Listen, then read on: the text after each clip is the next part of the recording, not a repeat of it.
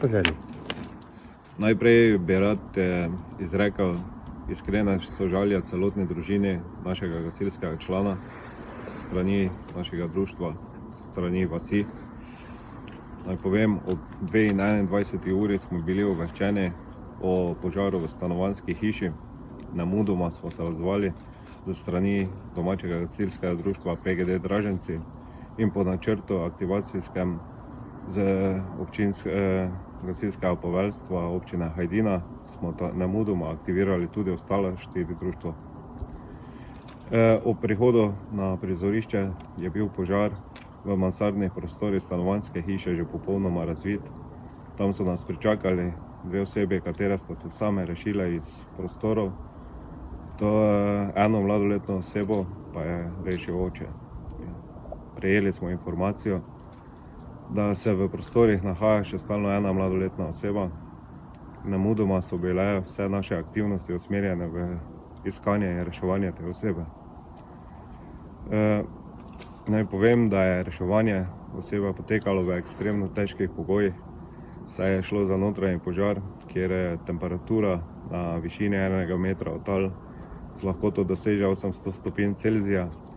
In reševanje v teh pogojih zahteva dobro zaščito in tehnično podporo gasilca, prav tako pa vso srčnost in kondicijo in prisebnost teh gasilcev, ki rešujejo.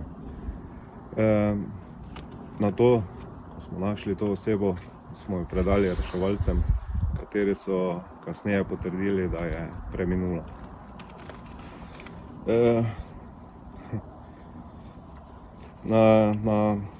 Na sami intervenciji je bilo udeleženih 55 gasilcev z 12 vozili. Zaradi same narave oziroma tragedije, ki se je dogodila v našem kraju, je prav tako organizirana psihološka podpora danes ze strani Gasilske zveze Slovenije, katera bo nudena vsem gasilcem, ki so sodelovali na tej intervenciji. Tako da to bi bilo to na kratko. Izjemno ste, vas je vse tukaj majhen kraj, verjetno ni mogoče opisati, kako vas je to pretreslo. Naj povem tako, celoten kraj je, celotna vas se pozna med sabo, vsak otrok je otrok od vsakega. In dejansko je to tragedija, katera je celotno vas ovila v črno. In ne morem opisati teh čustev, ki jih danes doživljamo, tako člani društva kot vsi vaščani tukaj. Verjetno bo družina potrebovala tudi pomoč? Takoj smo ji ponudili pomoč, ponudili smo staršem, karkoli potrebujejo in se bomo potrudili po naši najboljši moči. Verjamem, da tudi ze strani občine bo tako nudena vse, kar se bo nuditi dalo, in da bomo poskrbeli najbolje, da bomo skupaj, tako kot sem rekel, glede na povezanost kraja, skupaj prebrodili to tragedijo, ki se je pripetila. Ste pa verjetno bili gasilci zelo hitro na kraju, ne, pa je že bil tak požar?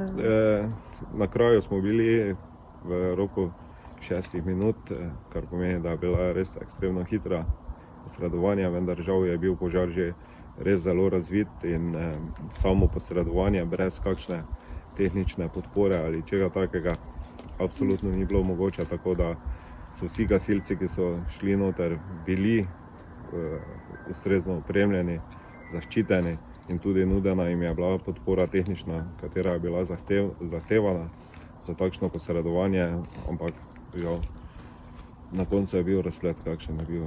Obvestili so vas sosedje, bi tragedija lahko bila še hujša? Hvala Bogu, da so sosedje videli še pravi čas, kajti ura je bila res tista, bi rekel, ko je spanec najbolj trden.